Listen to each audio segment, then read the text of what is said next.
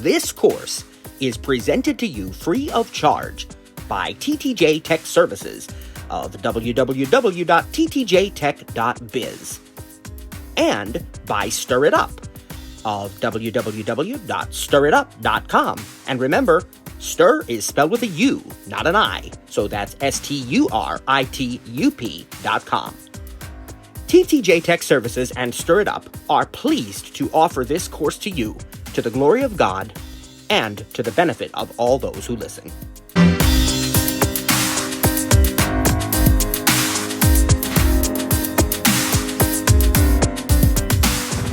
Welcome once again, my friends, to the 2023 edition of iPad for All Computing. We've been doing this now for 6 years. This is our sixth course, I should say, of iPad for All Computing. First year it was called Replacing Your Computer with an iPad. Now it's called iPad for All Computing. And today is sort of an intro day. This is going to be a sort of hit the ground running, advanced kind of course. Although today won't be so much. Today's just intros and getting started with the basics. But when we return on Wednesday, and for every subsequent session, we have a lot to pack into a short sweep of the clock. We expect to teach you how to use the iPad extensively. We expect to teach you sort of every major app that Apple ships with their iPad, at least an introduction to it. And in some cases, more in depth than that. And so it's not just, this is the Notes app and, here's what you can do with it. Now, we're going to teach you how to do complex formatting in Notes. And we're going to teach you how to create bulleted lists and checklists and, how to collaborate. And we're going to go through all of these different types of features. And of course, Notes is just one example of many, many others that we'll be dealing with. We are going to get into Pages, Keynote, and Numbers. We are going to get into Apple Clips and iMovie a little bit and GarageBand. Now, some of these will not be, as extensive as others because those apps that I've just mentioned are extremely powerful and extremely complex. So in those cases, it will be sort of the basics of those apps. And if you want to go further, then that's kind of paid training. And I do want to mention that to you that we do offer paid training for those who need more targeted information, more one-on-one sort of training that's tailored specifically to you and to your needs. If you are interested in that, you can contact us outside of these classes. These classes will always be free. Praise God. That's God's will and what He's told us to do. And we consider that a mandate, and we would not deviate from it. Praise God. So these courses are free for as long as He wants us to keep doing them. And I believe that will be far into the future. And glory to God. And what we'll, also point out is that, as I said, that if you want to go beyond that, then is when you want to get paid training. And you can get that either from me at TTJ Tech Services, ttjtech.biz, or you can get that from Trainer Cliff at Stir It Up. Now, he is stir with a U, not an I. So it's STURITUP, stiritup.com. He and I both offer paid training. And quite honestly, when you get one of us, oftentimes you get both anyway, because we typically assist each other and work together and so forth. So that's a great partnership, brothers in Christ and what have you. And so it's a good thing, but you can choose and you can contact us privately about the paid training later if that's what you so desire. Now, in this course, we do assume if you are indeed a VoiceOver user that you have at least a basic working knowledge of VoiceOver. Today, we will give a quick refresher of basic VoiceOver gestures, but that is it. We will not be spending time after time on VoiceOver because this is not a VoiceOver course. Now, it is designed to work for people who use VoiceOver. Absolutely, by all means. So if you're a VoiceOver user, you are absolutely in the right place. We're going to teach you how to use the iPad with VoiceOver. Praise God. We're also going to teach people who do not use VoiceOver how to use the iPad. So we have both oftentimes sighted and non-sighted users in this course. We have instructors, we have teachers, and it's just a fantastic time. But if you are a VoiceOver user, we want to make sure you at least have the basics under your belt as to how to use VoiceOver. And we're going to remind you of what those are today. If you are struggling, you find yourself not comfortable with VoiceOver, then we encourage you to check out our previous courses. where we've taught VoiceOver, like VoiceOver in and out, and you can get a basic understanding there. Also, we are going to teach you the differences between iPhone and iPad with VoiceOver. That we definitely cover, and a lot of that's relevant to our sighted non-VoiceOver users as well. Now, on a lot of our session days, we will be offering sort of a lab experience where you get time to try things. So we'll tell you, this is how you, again, going back to the notes example, this is how you create a note. This is how you add bold text. And this is how you, add, let's say a checklist to your notes. Now, we'll give you 10 minutes, 5 minutes to try it out on your own and then report back to us on your experiences. So again, it is encouraged that you join the Zoom meetings from a separate device, not your iPad, and then use your iPad to try these things out if at all possible. Again, we understand that may not be possible for everybody, and that's okay.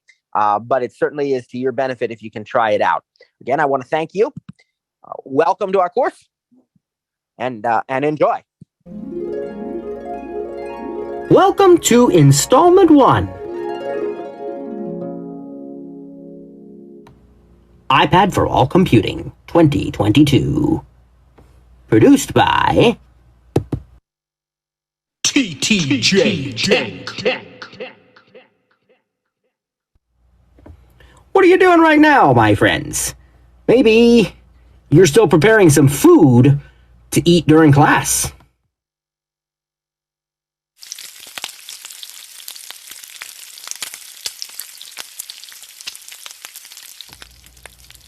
There's our frying pan going now. Maybe we should open up a drink and pour it. How about that? What does that sound like?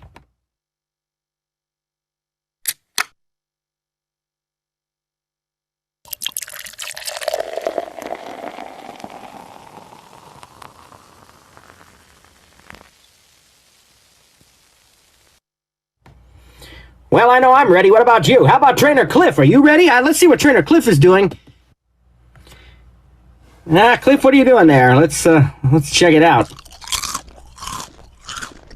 Oh, I see. You gotta have a little pregame snack. Okay. Well, my friends, let's get started anyway because I think he'll be ready pretty soon. I can. Well, is that it? You good? You good? Good. All right. What we'd like to teach you about. Goodness gracious, Cliff. All right. So, you know what I think, guys? I think we ought to just move on. Okay, let's move on right now. That's enough of that. Hey, guys, you know what? It's time to get started with iPad for All Computing. Fasten your seatbelts. Get ready for liftoff.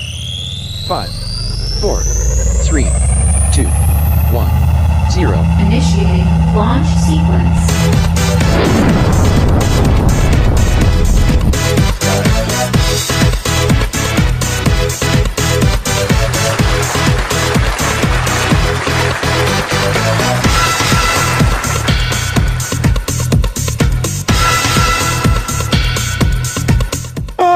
Welcome, everybody, to iPad for All Computing, produced, of course, by TTJ Tech Services at www.ttjtech.net. Coming at you.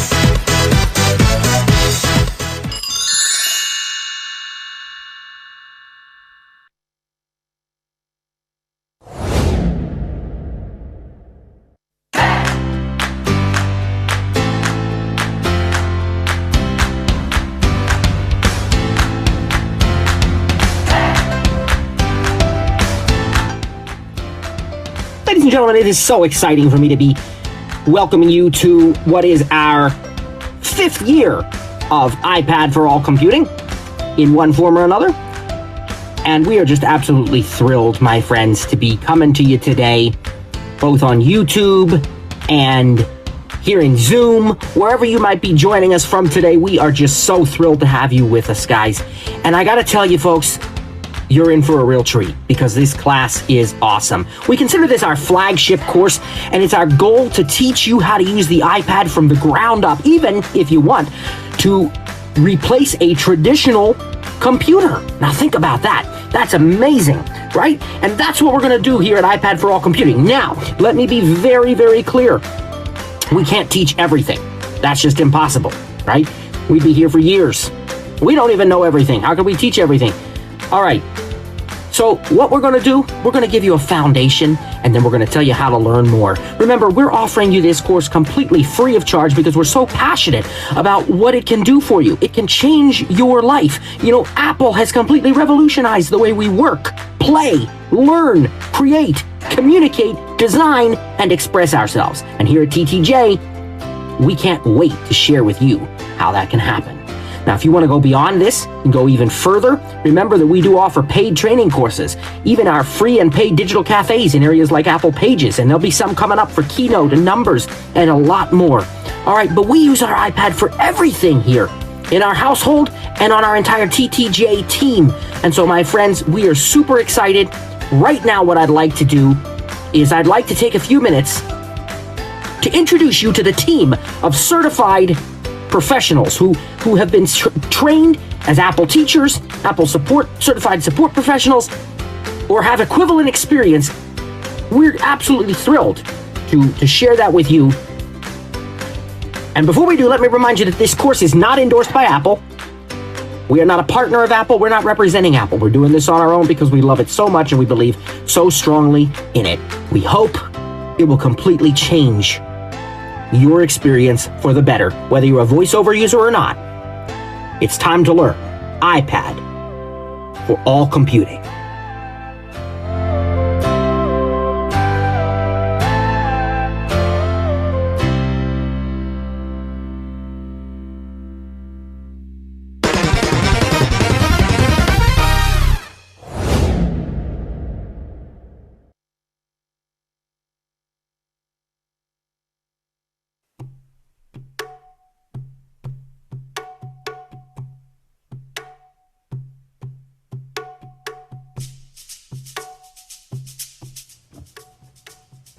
Hello once again, everybody. I am Matt Volbrecht of the TTJ team, and I'm so excited to be coming to you today. You know, I began using Apple products back in 2009. First, the aluminum MacBook, and then the iPod Nano. Finally, I really moved into things with the iPhone 3GS. I've been loving Apple products and teaching Apple products ever since.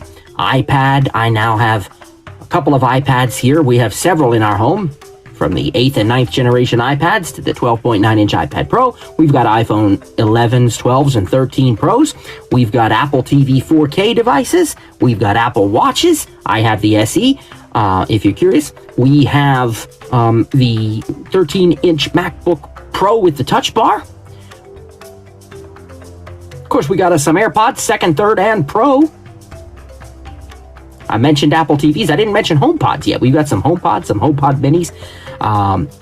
My wife and my two kids, my son who's almost 15, my daughter who's 9, they're just awesome kids. They love their Apple products. They love to help me. My son helps me with web design. And, you know, my wife is a teacher. So we are such a blessed family. And I just have to give God praise for all the blessings that he pours out on our lives. I hope to share just even a fraction of that with you. And we know you'll be blessed as well. I'm overjoyed to be teaching this course. You know, I got into this because I believe God called me to do it. But the earthly thing that he used was the release of the then 6th generation iPad back in 2018. I said to Trainer Cliff, I said, you know something? Apple has revolutionized something all over again, even if they don't get credit for it. And they may not, because it's not a brand new product. It's simply an iteration. But it packed the best features into this device and really made it possible for everybody, almost everybody, to afford it, and yet gave us everything we needed. I run my entire business and a good portion of my life from an iPad. And so we can't wait to show you that. In 2018, I became certified as an Apple teacher. In 2015, as a Mac OS certified associate, OS 10, I guess at the time, certified associate, and then an Apple teacher. And I'm continuing to study. I'm continuing to learn, using Apple's guidance every step of the way. I've been blind since the age of 3, but that hasn't stopped me. Praise God for his blessings. Thank you so much for joining us, my friends.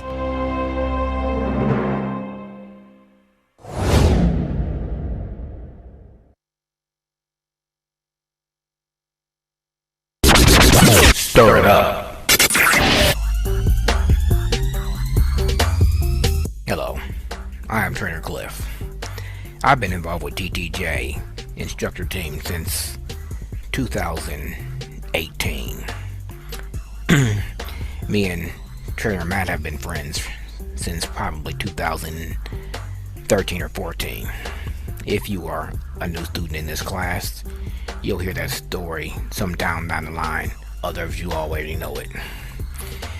My Apple experience goes back to starting with the iPhone in 2010, an iMac in 2011, a Mac Mini in 2013, an iPad Pro, Air, and back to a Air in 2020 of last year, I guess. And now I finally got an iMac 24-inch. I also had experience with the iPad Air, iPad Pro, and an iPad 6th, 7th, and 8th, 9th generation. I also own multiple HomePods and an Apple Watch.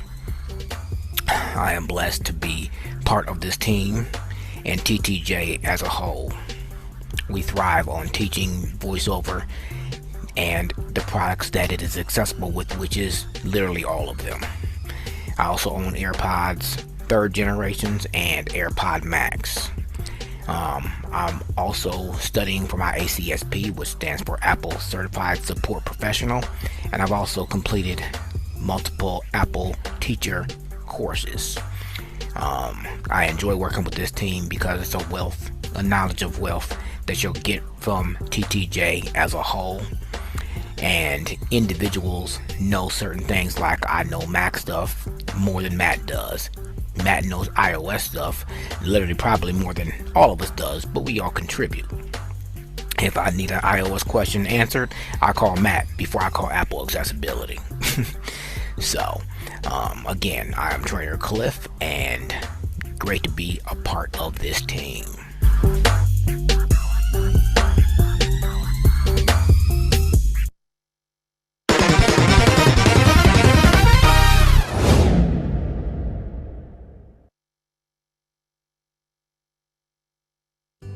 Hello everyone, my name is Rita Howells. I have been part of the TTJ team for some time now. It's a pleasure to get to work with these dedicated individuals who are teaching all things Apple with an emphasis on using VoiceOver. I am blind myself, and I have worked in the blindness rehabilitation field for a long time now. These Apple devices running the iOS software are truly life-changing, especially for me and many individuals with visual impairments. I hope you enjoy this upcoming iPad class in the spring of 2022. There's so much to learn and so much to explore. Everything is possible with VoiceOver and the miracle of this Apple technology.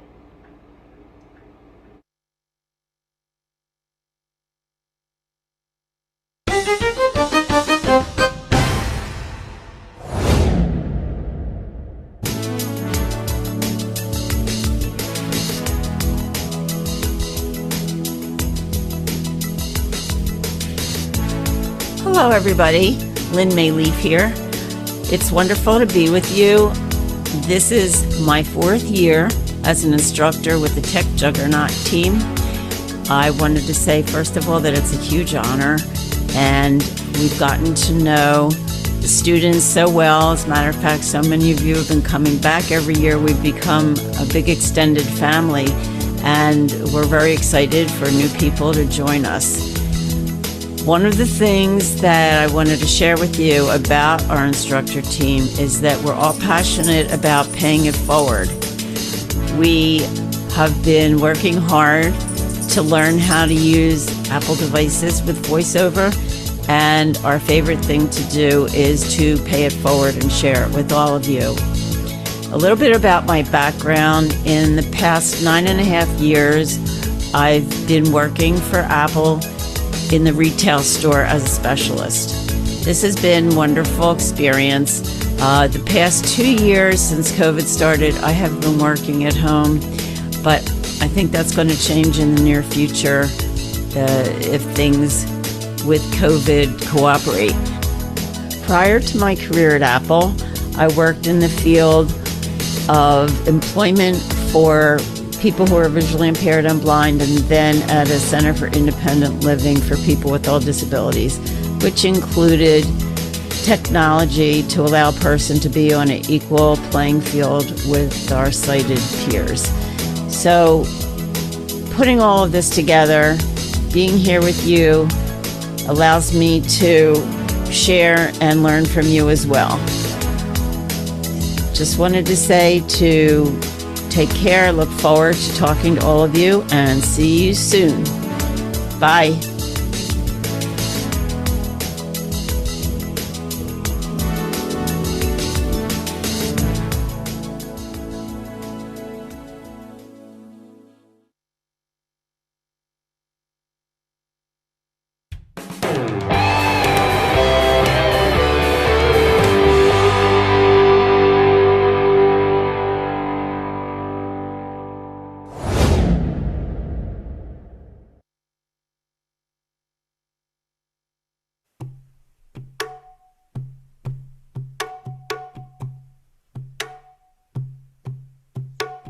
Hi everyone, this is Sarah Potok, the newest member of the TTJ team.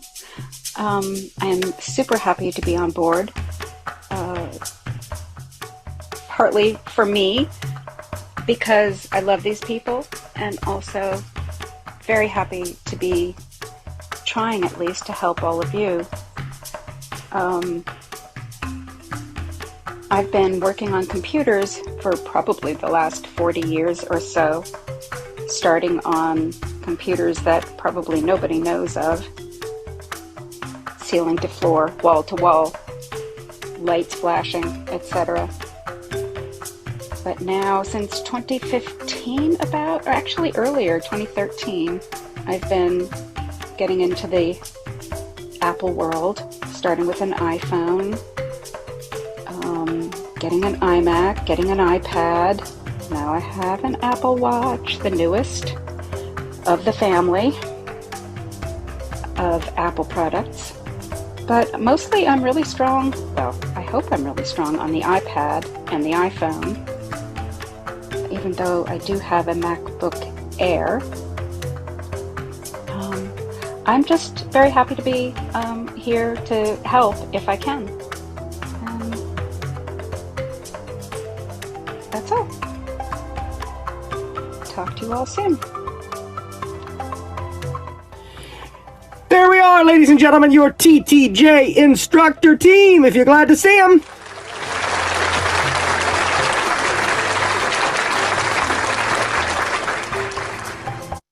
We've talked about the team. We've introduced ourselves and shared some of us what devices we have, and that was pretty well up to date, though a little bit, we have the 10th generation, not the 9th, and 14, not the 13, but everything else is basically right on target there.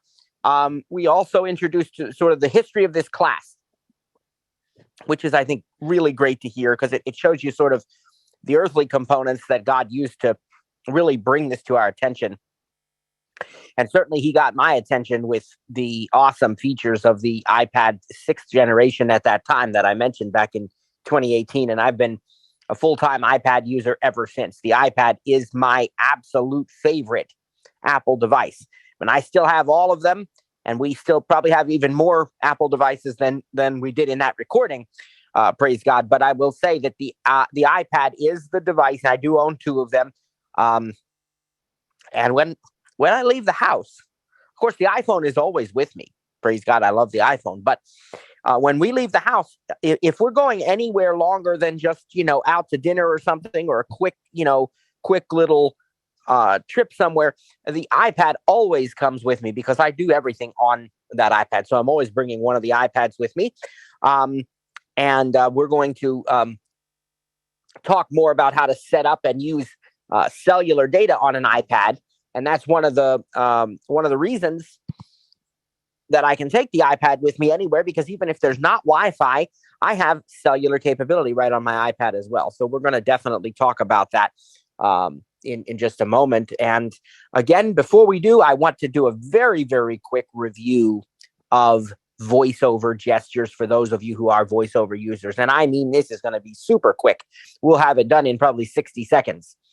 But that VoiceOver uses the VoiceOver cursor. For those who can see, it's a little rectangle that sort of highlights everything that is focused. And to move that VoiceOver cursor, you're going to use different touch gestures. You're going to swipe with one finger to the left or to the right to move to the previous or next element on the screen. You can also tap anywhere on the screen to touch an item, such as a button or an edit field. And you can double tap to activate whatever is already highlighted with the VoiceOver cursor. Double tapping will open an app, will click a button, will type a character into an edit field, whatever you happen to be highlighting at the time. I also want to remind you that there are different typing modes with VoiceOver, such as touch typing and direct touch typing, for example. And of course, the one where you have to double tap is standard typing. We will be demonstrating the use of some of that as we go throughout this course. Now, I also want to remind you of a couple other important VoiceOver gestures, one being the long press gesture. The long press is activated by performing a one-finger double tap and hold on an item. If you are not a VoiceOver user, it's just a tap and hold. It's like you're pressing down on an icon. And again, for VoiceOver, it's double tap and hold, or they've added now the ability to just triple tap. So you can tap 3 times with one finger. This is a gesture you're not going to want to forget. You're going to want to remember the long press. When I say long press, that's what it means. Double tap and hold, or simply triple tap, or for non-VoiceOver users, just tap and hold. And this gesture brings up context menus and contextual actions and sort of things that we are going to need to use in various places at various times when we are using the iPad. So you're going to want to remember that gesture. It's also useful on the iPhone as well. The other VoiceOver concept I want to remind you of is the rotor. You'll remember that the rotor is a virtual on-screen control. It's dynamic and it's context aware. So that means depending on what you're doing, the options in the rotor change. Now, activating and using the rotor is sort of analogous to turning a dial with 2 fingers. You put 2 fingers on the screen and rotate them left or right as if you are turning a knob or a dial. And if you're not familiar, you can think of the old radio volume knobs, that kind of thing, right? And basically, whatever you rotate to is what's currently the selected rotor item. And then to use that, you swipe up and down with one finger. So for example, if we want to read by characters or words, we put 2 fingers on the screen and rotate until we hear characters or words. And then we swipe up and down with one finger to move by character or by word. Now, there are other things in the rotor as well. And those things include various contextual options like misspelled words and edit, for example, among other things. So we will remind you of those as we need them. And again, there's an actions option in the rotor. When you're on actions, it's sort of the rotor defaults to that no matter what you were on previously. The same thing is true with value adjusters. If we're on like a volume slider or a scrub bar or something, you can adjust the value by moving up and down with one finger without having to first turn the rotor to that option, because it just sort of defaults to it.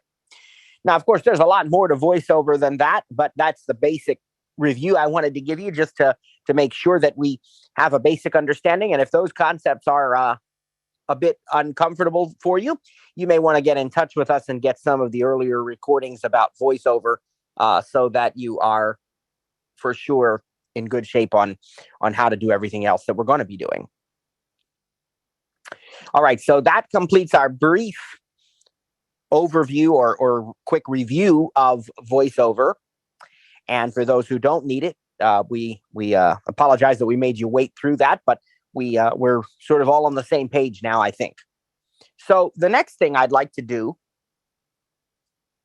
is I'd like to talk very briefly about how to set up a new iPad, and also how to add cellular data to an iPad if you choose to do so.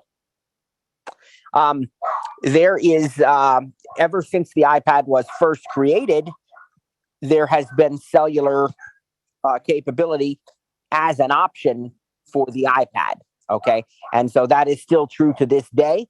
You can have a Wi-Fi only iPad, or you can have a Wi-Fi plus cellular iPad. Again, if you participated in our sort of what iPad to buy session a week or two ago, we discussed the differences and the benefits and the reasons potentially why you may want or choose to get an iPad with cellular capability.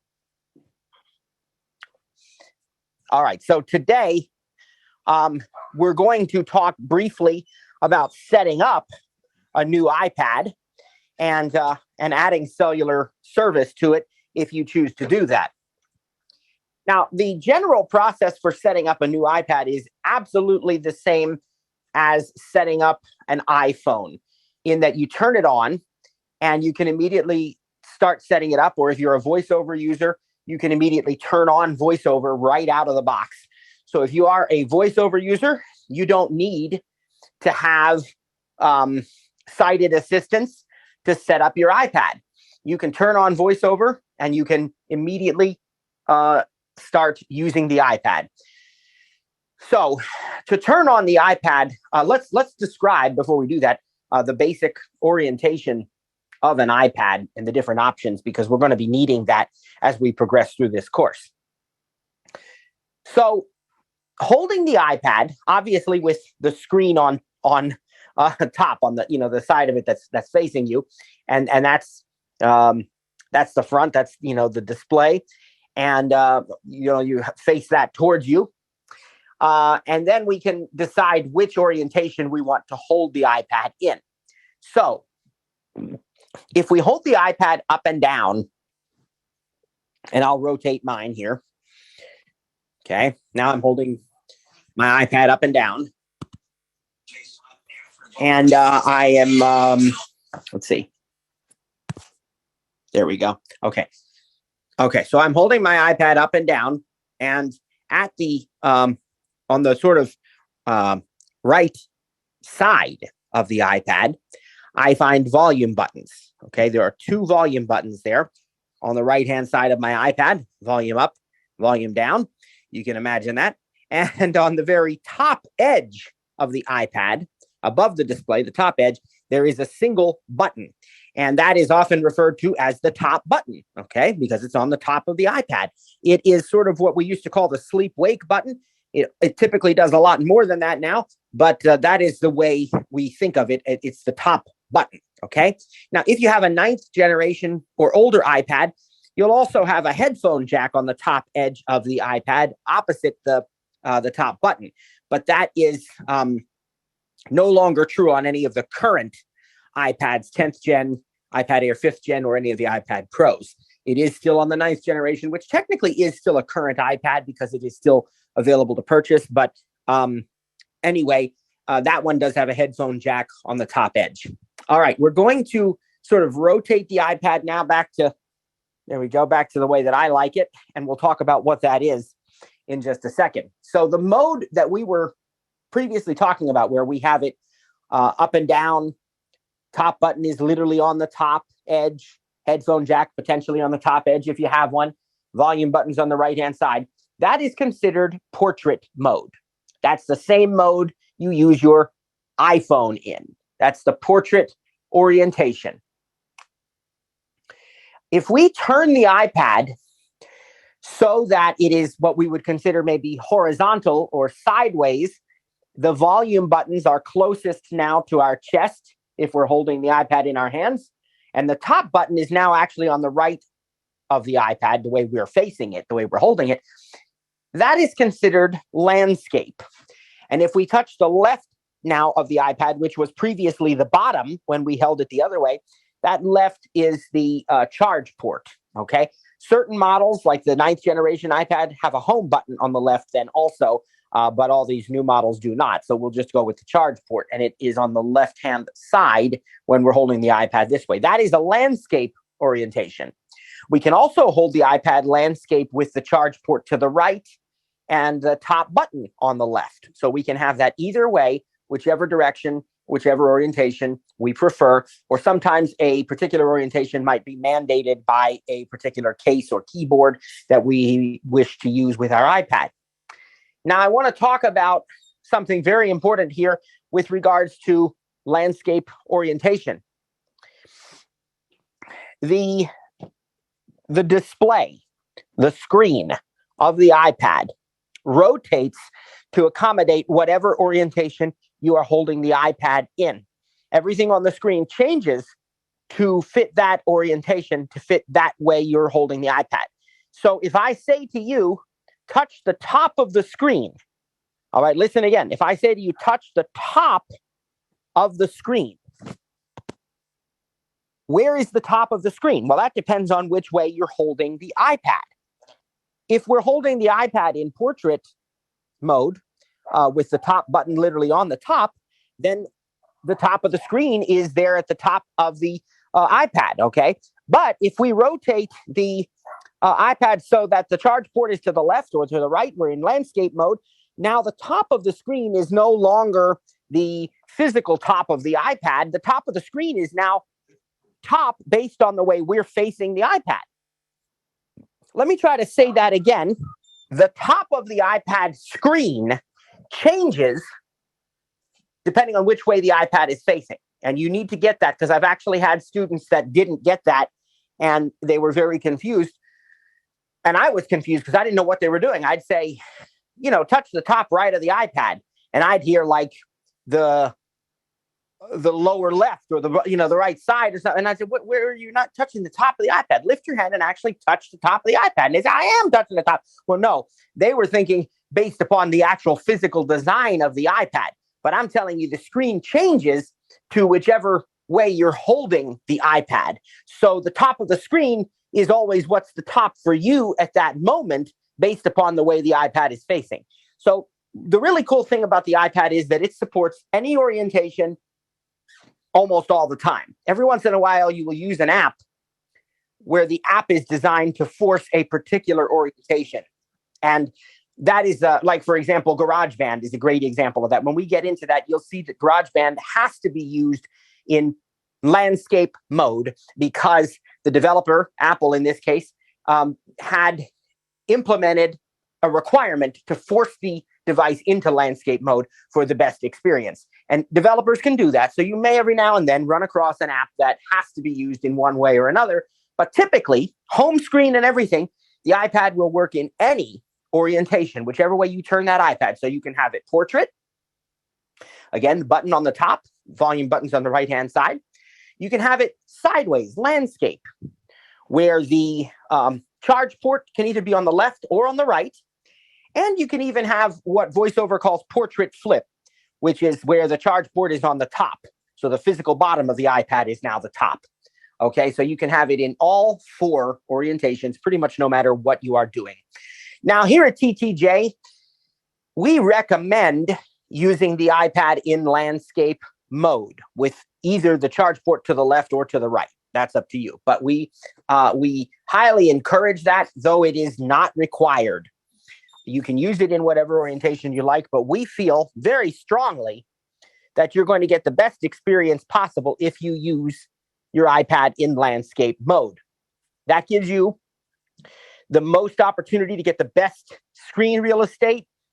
It gives you a pretty much full-size keyboard when you're working with the on-screen keyboard, and it just makes everything feel like it's really, I mean, the iPad just, to me, feels like it is designed and really meant to be a landscape device. Just like the iPhone, to me, really feels like it's meant to be a portrait device.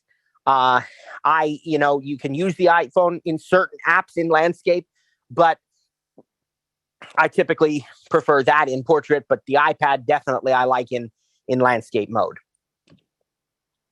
There is an option that allows you to lock the orientation of your iPad. We'll talk about that a bit later.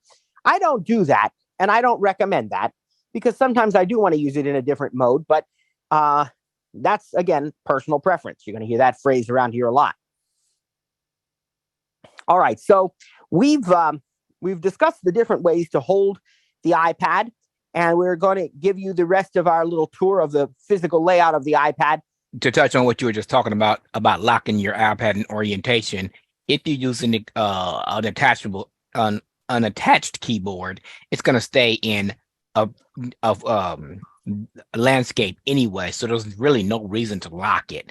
Right. That's one thing. I do use lock on my phone, but on when I have an iPad, I don't have one now. I'm waiting for the next generation of the Air, so it have the M2 chip in it. But when I do have an iPad, I don't lock it because I always 95% of the time have an external keyboard attached to it, so it's always in landscape anyway. But if I didn't, which sometimes I don't, I still don't lock it because being in landscape gives you the best touch typing experience anyway. We'll talk more about that when we get to it, but I just wanted to throw it in there for people who might think, I'm using a keyboard, so why not just lock it? No, it's really not even necessary because it keeps it in place for you anyway. That's right, and that's a good point where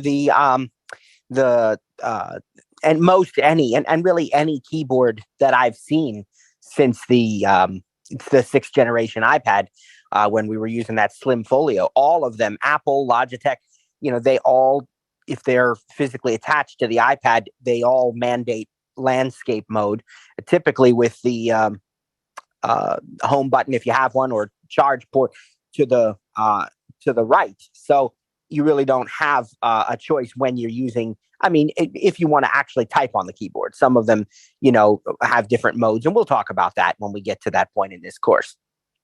So we've described the top and the right side of the iPad, sort of. One other thing to mention about the right side of the iPad is that it is often the place now where you'll find the SIM tray. The cellular models, Wi-Fi plus cellular models, do still have SIM trays, though they're not typically necessary. And we'll talk about why in just a few minutes. But they do have, in fact, the iPad Air and Pro have not one but two SIM card slots in case you need to have dual SIM with physical SIM cards. So that's an interesting move. And it looks to me, looking at my iPad 10th generation, like there's only one SIM slot on that model. Now, the bottom of the iPad, of course, has the charge port, and that is something we need to talk about. If you're using a 9th generation iPad or older, you will be using the Lightning charging cable. If you are using an iPad Air 4th or 5th generation, or an iPad Pro 2018 or newer, you are using USB-C. And the latest iPad 10th generation also uses USB-C.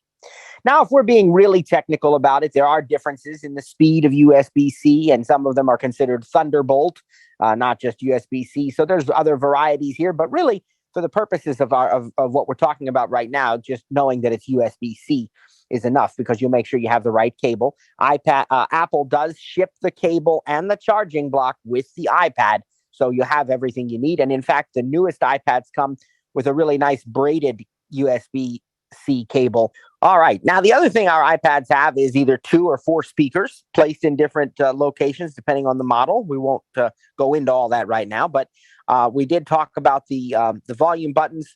We talked about the microphone. We didn't talk about the microphone, but the microphone is typically on the side of the iPad. Usually there's more than one microphone, depending on what model you have. There might be several microphones. And then the display of the iPad also houses the front-facing camera. Now, on the brand new 10th generation iPad, that is actually on the side of the screen, sort of closest to the volume buttons. It's a landscape camera. All the other models use a portrait front-facing camera at the top of the screen. The iPad Pro has the Face ID with the True Depth camera system. Other things to talk about are just the which we just started talking about, authentication. iPad Pro uses Face ID if it's a 2018 or newer iPad Pro, that is. And all the other iPads use Touch ID. If you don't have a home button, such as the iPad Air 5th generation, the iPad 10th generation, these models don't have home buttons, but they still use Touch ID. How do they do that? Well, Touch ID is placed in the top button. The same button that I mentioned is your sort of sleep-wake button. That is also your Siri button. That's also your Apple Pay button. That's also your accessibility shortcut button. 3, triple click to turn VoiceOver on and off, for example. Is And there that is something in the also- pros that allow them to do Face ID, or are they just making that a feature of the Pro to make people buy the Pro if they like Face ID? Or is Face ID something that could go in the, for lack of a better term, low budget or lower cost iPad? I mean, could it be put in there and they just choose not to because they want that to be a Pro feature? I mean, because all the phones have it. Yeah, well, I think it could. I mean, it could be put in there. It is a different camera system. It's the True Depth camera system, which is only in the Pros at this point. But I'm assuming that could be brought over to any other iPad as well.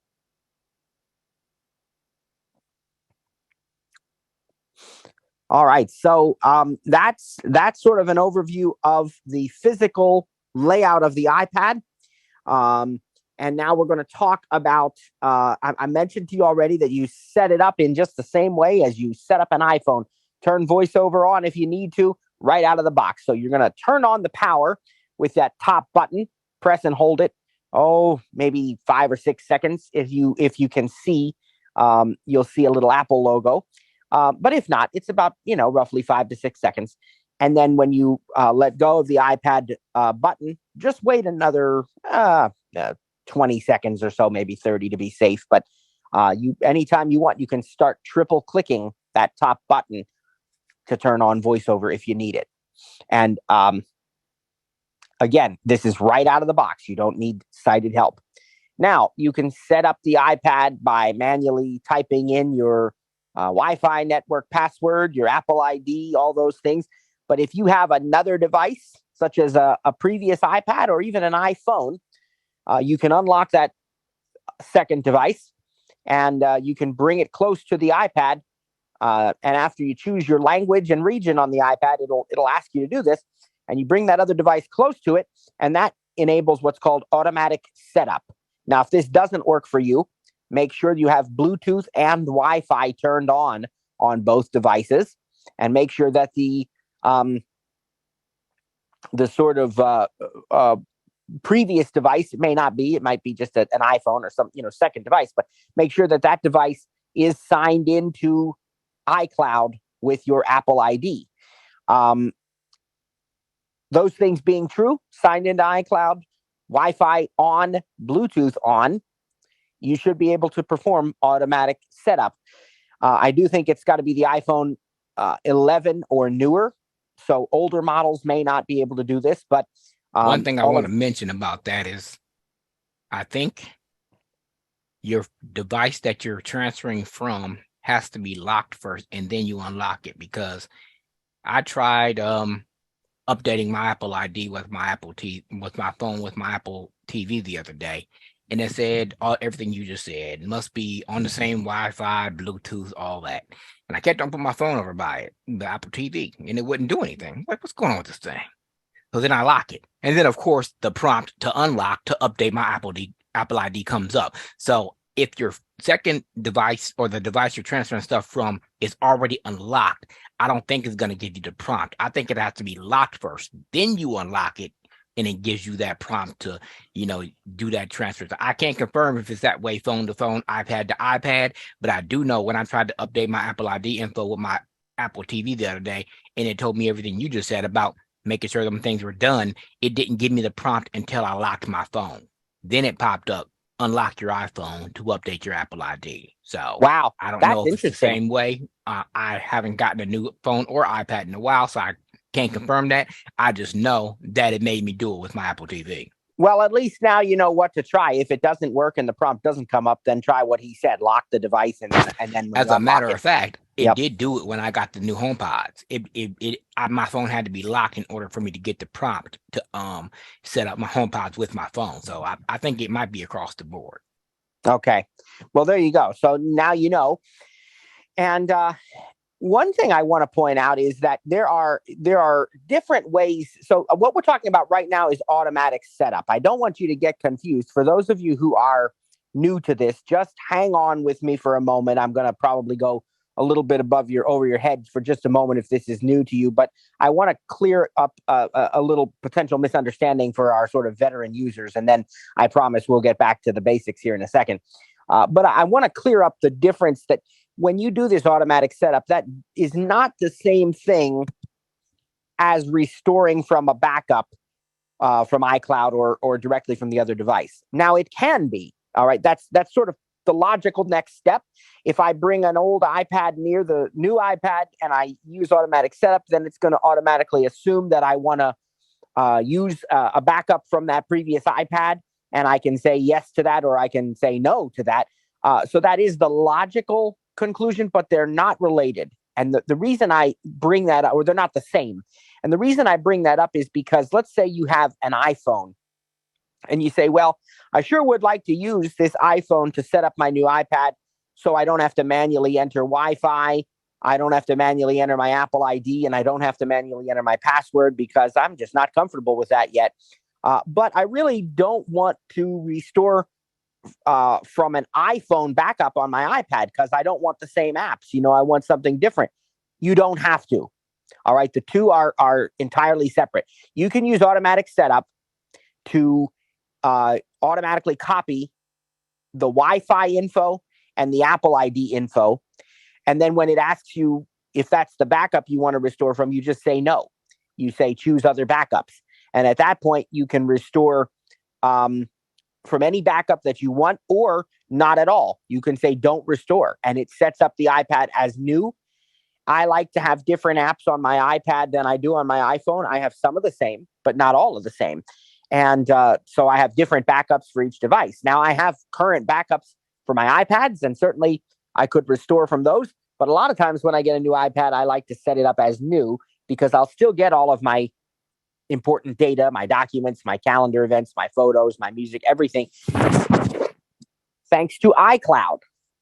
So either way, I don't lose anything. So I'm only pointing that out to our veteran users who know about iCloud backups and, all of that stuff, so that there's many, many different ways to do this and to accomplish the same thing. And it is personal preference. You have lots and lots of options for how to set that up. For those who are just starting out, make sure you have an Apple ID. If you do not have an Apple ID, you can create one during the setup process. It will give you the option. You can use an existing email address as your primary Apple ID, such as if you have, a Gmail account with an email address already, or you have internet through, Comcast or one of the other companies that provides email. You can use that email address. And then you'll always have the option later of adding an iCloud email address to your Apple ID. And I think that's the best move you could make. I recommend setting up an iCloud, period. Yeah. Don't even fool with a Gmail, a Yahoo, an Outlook, a Hotmail, a MSN, whatever it is. Because what you're going to run into is, my Gmail is this, and if I get my iCloud, is it going to be linked? It probably will. But what we've experienced over the years with different customers and students is that when you do it that way, it becomes a big mess. It can be worked out sometimes, but if you want to make it simple, I mean, there's nothing wrong with having more than one email address anyway. So Right. I have Right. moved everything over to iCloud. I have a Gmail account for YouTube. I have an Outlook account just because, Office and stuff I have to do for work. But other than that, iCloud is where I do 99.99% of my iCloud use. Easier to sort mail. It's easier to organize mail. It's easier to recover and search for mail. I mean, there's so much more you can do it. Well, I mean, we'll get into that more down the line. But That's I right. recommend highly, if you don't have an Apple ID already, to go iCloud first. And so what that means is it'll ask you to enter your email address, but it'll say if you don't have an email address, you can create one now at iCloud. And that's what he's saying. And even if you do have one, you just, you can create that, and then your Apple ID is automatically an iCloud email address, and it just sort of, then that's it. And we both agree with, we really like iCloud email better than any other email. And so it does give you that right out of the gate. So you need an Apple ID, though. Whatever you do, you're going to want an Apple ID, because the Apple ID is your gateway into all things Apple. Every Apple service, every Apple feature, it really is going to require the use of an Apple ID. And that brings me to the next topic, which is just a quick overview of iCloud. Again, we'll get more extensively into these things later, but understand that your Apple ID is used to sign into iCloud services. And what's wonderful about this is that you can sign in to multiple devices with the same Apple ID. And so I sign my iPhone in, I sign in my iPad, my Apple TV, all of my Mac, all these different devices, and now they all can communicate with each other. The data is synced across, so iCloud stores your content and then wirelessly makes it available across all of your devices. So in other words, if I create a note on my iPad, that note is also immediately available on my iPhone. If I add an event to my calendar on the iPhone, that event is also immediately available on my iPad, on my Mac, all of these different devices. And there are so many other features of iCloud, continuity features that allow me to hand off what I'm doing to another device. Let's say I'm in the middle of composing an email or writing a Pages document or browsing a website. I can instantly pick up a second device and pick up right where I left off on that device. This is the same feature that allows me to take phone calls and text messages, even from non-Apple users, on my other devices, like my iPad, for example. So this works with you across all devices: iPhone, iPad, Mac, Apple TV, Apple Watch, HomePod, and even in the car with CarPlay. Now, obviously, some devices don't have all the same features. For example, you don't receive phone calls or calendar events on your Apple TV, and you can't write Pages documents on your HomePod. But the gist of it is the same, that wherever possible, all these devices will talk with each other and will share the data that you are using across all of these devices. It makes it very, very easy to work with multiple devices, and it makes it possible that you don't have to worry about which device you pick up. Back in the day, I can still remember, years ago, when you had to have things on floppy disks, and then we moved to CDs and eventually flash drives. But you always had to remember to have the drive with you, and if you wanted to show somebody something you were working on, or something you thought they might find interesting, you had to, well, do I have that CD? Oh, no, I forgot that at home. I don't have the right pen drive or whatever, it's not going to work. Well, that is not an issue with the iPad, with the iPhone, anything with iCloud. That is not an issue. I was preaching yesterday at church, and on the day before, I was making sure I had all my notes organized and my devices charged up. And I said, well, which iPad am I going to take to church to use for the notes for this message, where I had all the Bible scriptures written down and so forth. And I said, it doesn't matter which iPad I use, because it's going to be there. I don't have to worry about it. I pick up whichever one is charged and I take that one with me. And praise God, that's what we did. And it works just fine. So this is the beauty of having an Apple ID, being signed into iCloud and using iCloud for all of these different features. And of course, we're going to talk in detail about how to do this as we progress through this course. But that's an important point that I wanted to make, because when you set up your device, if you have not already created an Apple ID, definitely you're going to want to do so. Now, I also told you that we would discuss adding cellular service to a Wi-Fi plus cellular iPad. And once this is not really necessarily going to happen during setup. Usually it's going to be wait till you get to your home screen. All your apps are there. Now we can think about and talk about cellular service. As I mentioned in our sort of primer for this leading up to it a week or two ago, where we talked about which model is right for you, I mentioned to you that even if you have an iPad with cellular capability, you are not required to have cellular service on that iPad. But again, as I said before, it is beneficial to you to get the Wi-Fi plus cellular model, because you cannot add cellular capability to a Wi-Fi only iPad later. Apple doesn't make some sort of adapter or extender or upgrade for the Wi-Fi only models. You have to make that decision at the time of purchase. And so if you can swing an extra $150, $200 at the time you purchase the iPad, you can have the cellular capability whether you ever need to use it or not. Now, should you decide that you want to use cellular data on your iPad, there are a few different ways to add that cellular service to your iPad. Now, one of the most common ways to do that is as part of an already existing postpaid account. I have Verizon, I have T-Mobile, I have AT&T, whatever service you have. And I say, I want to add my device, my iPad, to that particular plan. And I can do that online using, let's say, the T-Mobile app, the My Verizon app, the My AT&T app. I can do it online. I can do it in a store, or I can do it over the phone, right? And that usually is the least expensive way to do it in most cases, because what you'll find is that a lot of these carriers will allow you to share the data plan. And so it's, just a smaller fee. But that's not always the case anymore as they've come out with new plans. So we'll talk about that in a moment. But that is one way, and definitely one of the most common ways to do it, right? Because if I'm already happy with my service from Verizon or T-Mobile, whatever, and I've already got an account with them, then why wouldn't I just add the device to that same account? So that's certainly one way to do it, one of the most common ways to do it. And again, how I do that is up to me. I can go into a store.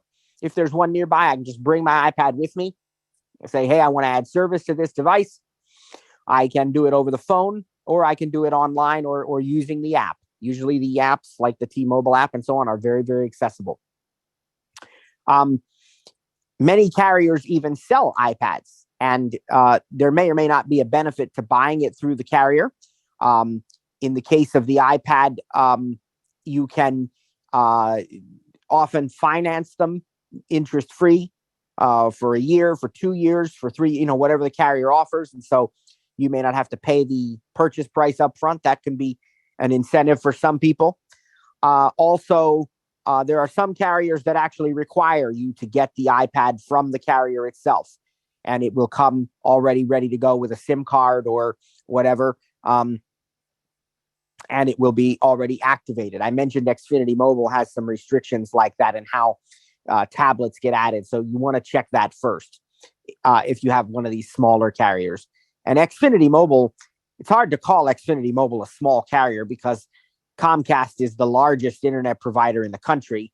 And they're using the largest, one of the largest mobile carriers, Verizon, combined with their millions of hotspots. So it's really hard to think of them as a small carrier. But when I say that, what I really mean is that they are what's known as a mobile virtual network operator, or an MVNO. That means they really don't have their own towers. You don't see Xfinity Mobile towers throughout the country. Although that's slowly changing, they are going to have some towers near large cities and stuff to extend coverage even further. But really, they don't have their own towers. They lease Verizon space. And companies like Verizon allow MVNOs to do this because it benefits them too. Because Xfinity Mobile will buy thousands of lines as opposed to calling in and say, well, I want to set up 2 lines of service. So it's good for everybody. Other MVNOs are Mint Mobile, Visible, Cricket. What else? Straight Talk, Metro. I think Metro is T-Mobile MVNO, but so you can. These are other options. But if you're using an MVNO, which basically is anything other than AT&T, Verizon, or T-Mobile, I guess Sprint technically some people still have, but really that's T-Mobile also. So really, if you're using anything other than the big 3, check with your carrier before purchasing an iPad and see if you need to buy it through the carrier or if you can add an iPad later. Just get a definitive answer on that. Now, companies like Xfinity Mobile, some of these, they are using SIM cards, okay? But mainly the big 3 carriers don't. So these, as I say, some carriers are still using SIM cards for their iPads. The big 3, you don't need them. You can activate an iPad with what's known as eSIM or electronic SIM. And so I mentioned that I can go to my Verizon store or I can go in the app and I can add a line for an iPad or whatever. I can typically activate that instantly using eSIM. Now, the exact process for that does depend on the carrier. I have found with Verizon that it is really best to just call them. I think they're sort of newer into the eSIM game, and it doesn't always automatically activate. It doesn't sort of automatically like transfer if you want to go from one iPad to another. But if you give them a call and you actually talk to somebody in support and say, hey, look, I want to activate, or somebody in sales. Sales can do it, support can do it. So if it's a new line, talk to sales. If it's an existing line that you want to transfer, talk to support. You say, look, I want to get this iPad up and running on Verizon. Here's the IMEI. And you'll find that in your settings. We'll talk about that, but you find it in settings. And you give that to Verizon. And they say, okay, you're going to transfer this line ending in phone number, whatever. Yep, I am. Or if it's sales, okay, what do you want? How much data do you want? Add it on there. If they get the IMEI and they process things in their system, and within less than probably 2 minutes, your iPad is active. They'll tell you the whole process takes maybe 5 minutes because they'll activate it and they'll tell you to restart your iPad, and then you do that. And then sometimes you have to go into settings, and in settings, they'll say there's a new cellular line ready to be installed on your iPad. So you tap on that and it adds it right to your iPad. And before you know it, you have cellular service. And Verizon will stay on the line with you and they'll make sure that it's up and running, and they'll tell you, turn off Wi-Fi and try to go to YouTube or something and browse and make sure it works, So it's really, it works flawlessly when you call Verizon. I've found with them that it's not always as easy to do it online as it is with, say, AT&T, for example. But those are your options. And again, you can add them to an existing account or a brand new account. You can sign up for a prepaid data account, for example, from Verizon. And they actually allow you to get 2 lines. And the second line is half price if you do prepaid data only. So you have a lot of options there.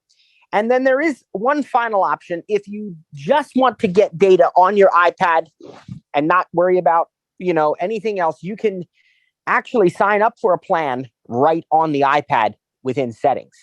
And they have these data passes. You can get a pass for a day. You can get a pass that's for a month.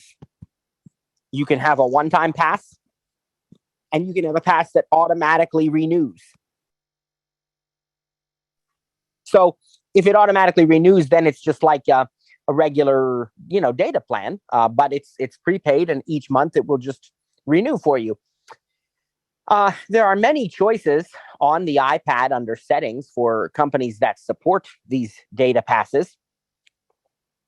Based upon my research, I've found that here in the United States, the least expensive and the easiest to set up is T-Mobile. If T-Mobile is good in your area, then it's worth it. If not, then I suggest, checking somewhere else. I like Verizon. Verizon is really, really big in our area and really good coverage. And AT&T's probably second, but it's I don't know. Verizon's definitely number one in our county. So that was where I say you call Verizon and do it over the phone. And Xfinity Mobile uses the Verizon network too, so I have that all around.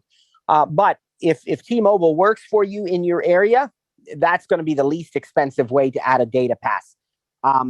They have, for example, a plan that's $30 a month that gives you 10 gigabytes of data on that device. And that's high speed. It's really unlimited data, but it's 10 gigabytes of high speed, 5G premium data, whatever, And again, this can literally be done in settings with a credit card.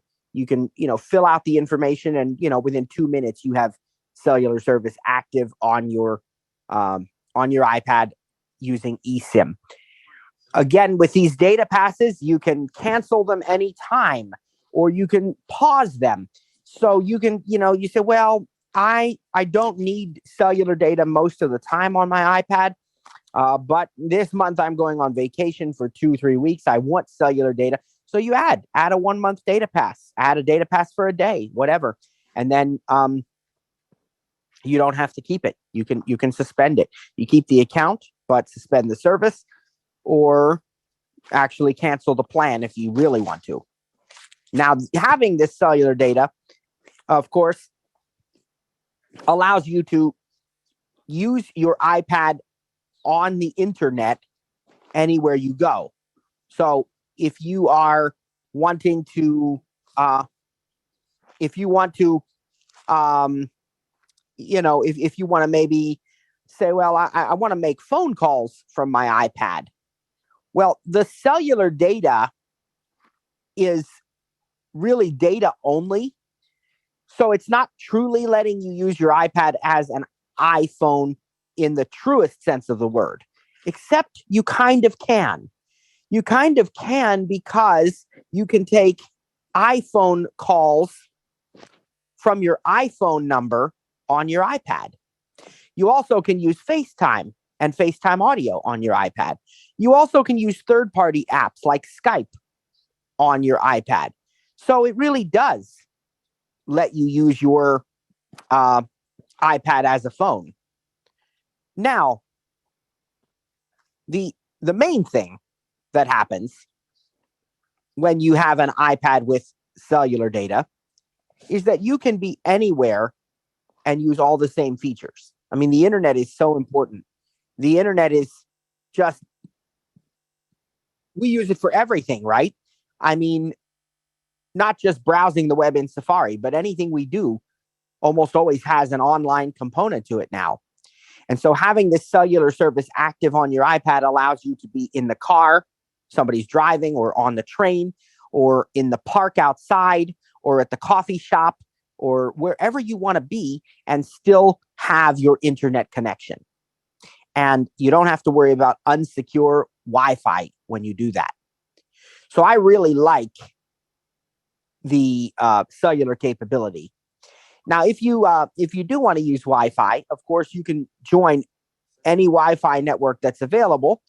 And so not only at home, but when you go to restaurants or libraries or airports or hotels or coffee shops, just about anywhere you go, oftentimes there's Wi-Fi available. So you can certainly put your iPad on those Wi-Fi networks as well. But the iPad is very much a connected device. And with a cellular plan, it can truly be connected anywhere and everywhere that you may choose to go. All right. Now, I want to move on and I want to talk about a couple of more things before we go to questions for today.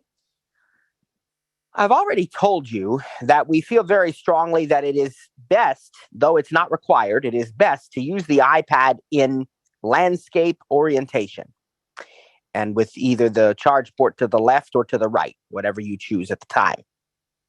Now, I'd also like to express to you that the iPad is going to be somewhat different from the iPhone in a couple of very important ways. So it's a lot the same, right? You still have a home screen. You have a status bar at the top. You can get to Control Center, Notification Center. We're going to do all of that on Wednesday. And that is basically the same as it is on the iPhone. But there are some differences too. The first difference that you're going to notice is with the dock. Now on the iPhone, the dock is that bottom row of icons, the very bottom of any home screen page, and there are 4 of them. Here's the dock on my iPhone. I'll unlock my iPhone here, and I'm on the home screen, and I'll play the, you can hear this. Dock, phone, 5 new items, Safari, messages, music. Double tap to open, music. And you can see that's it. That is it. 4 icons. In my case, phone, Safari, messages, and music. That's the iPhone dock. That's the same on every page. Now the iPad has a dock as well. It's also along the bottom of the home screen, and it's also persistent across every home screen page. It's the same. But the dock of an iPad can have a lot more icons than the dock on an iPhone.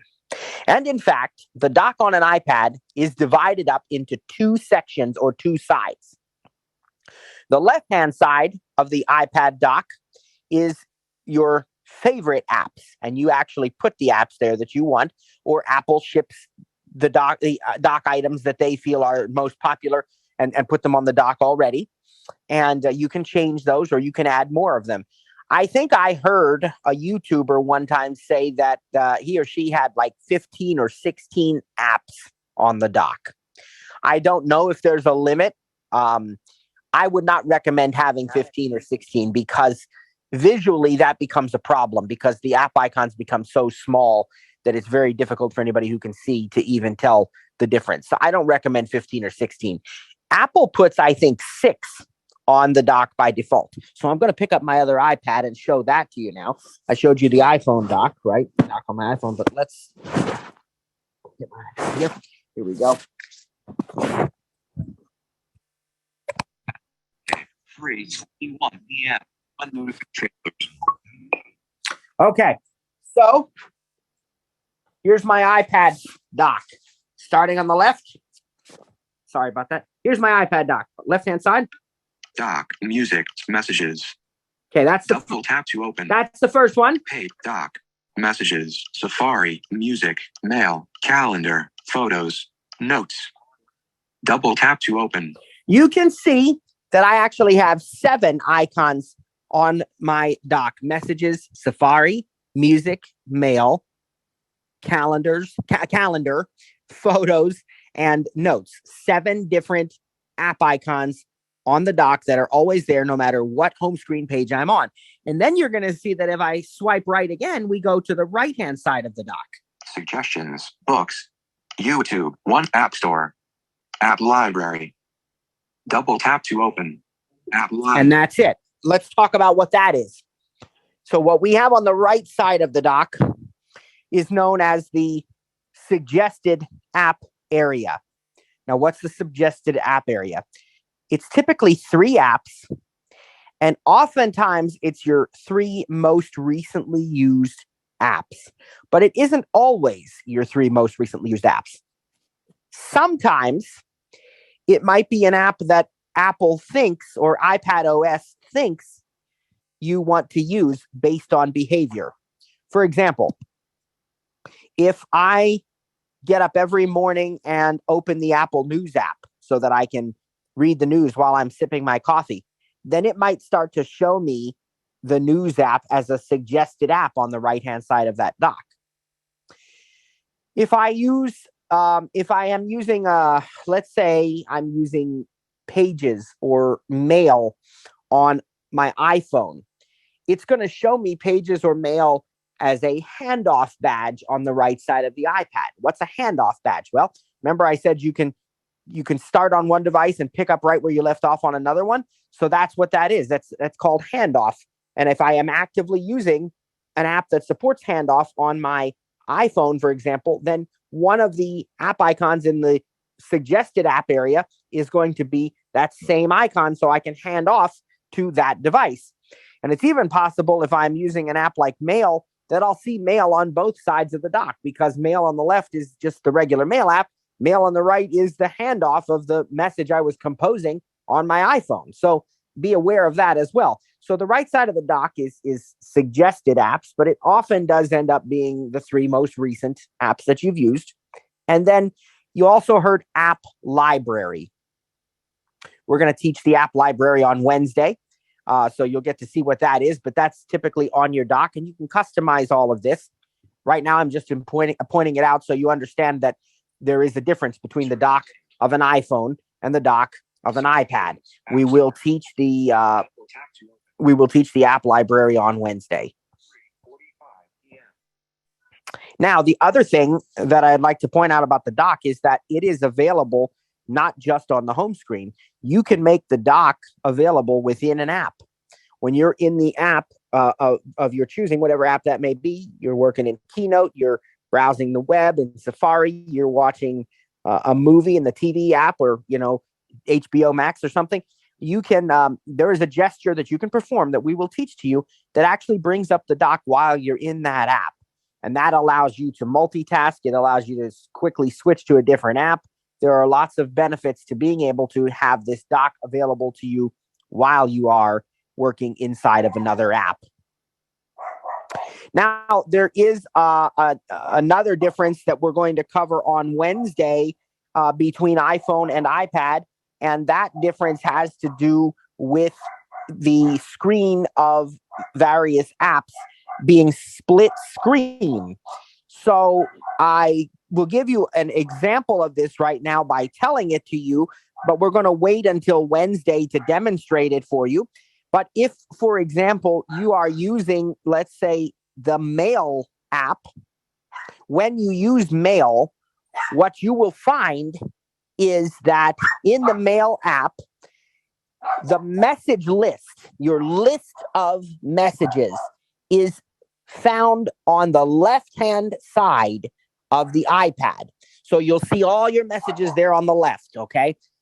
When you tap on or double tap a message on your iPad, it's not going to open that message up and then give you a back button like it does on the iPhone.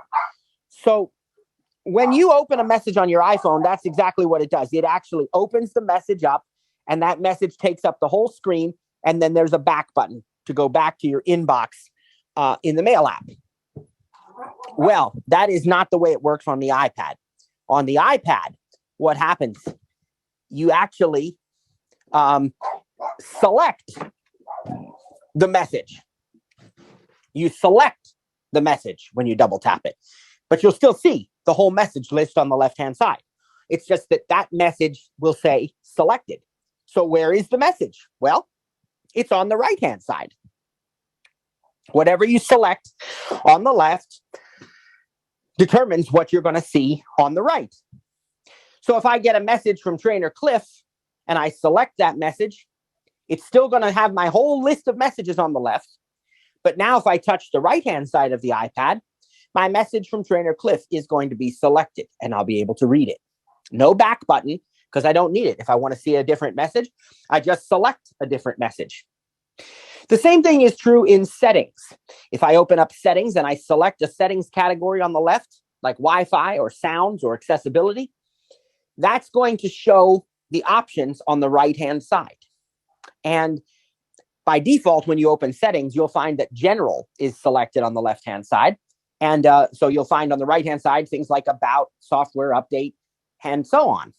Now, if I open one of those things on the right, then there will be a back button located on the right-hand side, because now I've gone deeper into something that's already there on the right-hand side. Okay, so we're going to teach all of this to you on Wednesday and beyond. Don't worry. This is not the only time I'll mention this. If it seems overwhelming right now, don't worry, because we are going to teach it starting Wednesday. But I just want to point out some of these differences so you know what to kind of expect. And then the last difference I want to point out for right now, there'll be others, but the last difference I want to point out right now is the keyboard. I mentioned to you that the on-screen keyboard is actually pretty near full size if you're in landscape mode. And that means it has other keys that it doesn't normally have on the iPhone right on the main keyboard, like your comma, period, exclamation mark, things of that nature. And depending on the size of your iPad, there may be even more keys on there. Now, there are going to be other differences as well. We're going to be talking about app sidebars, which are often used instead of tabs so that you can quickly and easily access categories within apps. And so that will be important to know as well. But we're going to get to all that and more starting on Wednesday. If you have a question, what I need you to do is put up a hand. My question is about iCloud versus using my Gmail. Like I set up my iCloud ID with my Gmail years ago. Is it worth changing over to an iCloud email? Or well, in your case, you don't have to. If you go into, so what you're saying is that you already have an Apple ID that is a Gmail address, right? Correct. Okay.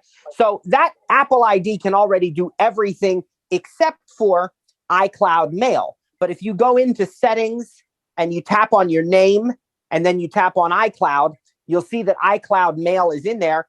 And there's an option that says use on this iPad or use on this iPhone, whatever. If you turn that on, if you've never set it up, it's going to ask you to create a free iCloud email address. And that email address will just become like an underneath of your, really, I think they're interchangeable now, aren't they, Cliff? Like then she'd be able to sign it with either one, the iCloud or the Gmail. Yes. Right. In your case, I probably wouldn't, unless you want a more secure way to filter junk mail, because it sounds like you've been doing everything with that one Apple ID.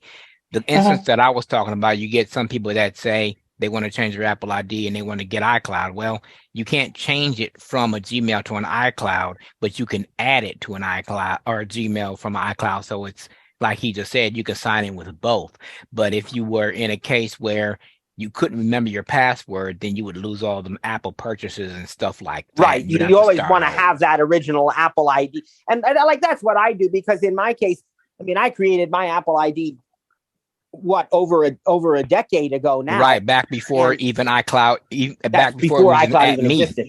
That's right. So I added an iCloud under it. If you bought music and stuff back in 2005, 2006, like I did, then of course, yeah, that's what you would have to use, because that's what they migrated to. Absolutely. And in my case, I wanted the iCloud email address only because I wanted to have an at iCloud.com, because I like iCloud Mail. So I just added that underneath. And if you look at my settings, it has both. My primary Apple ID is at Comcast.net. My iCloud email address is at iCloud.com, but they're all under one Apple account. And, and that allows me the flexibility. So if you want to use iCloud Mail, you certainly can just add that iCloud email address then by going into your iCloud settings and turning Mail on, and it'll let you create the iCloud email address. Thank you for joining us. Thanks to Trainer Cliff for your help. God bless you, everybody. And we will look forward to seeing you on Thursday, if not before. Take care.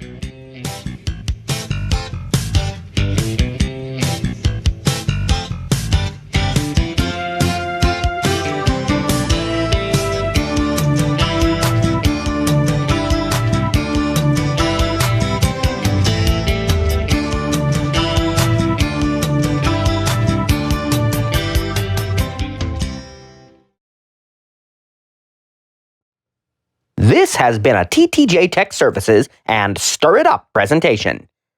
For questions, email support@ttjtech.biz or support@stiritup.com.